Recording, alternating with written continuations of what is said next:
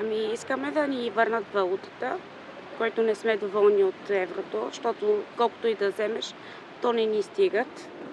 И се радвам, че е спечелил Румен Радев, който надяваме се да е по-добре нашата държава.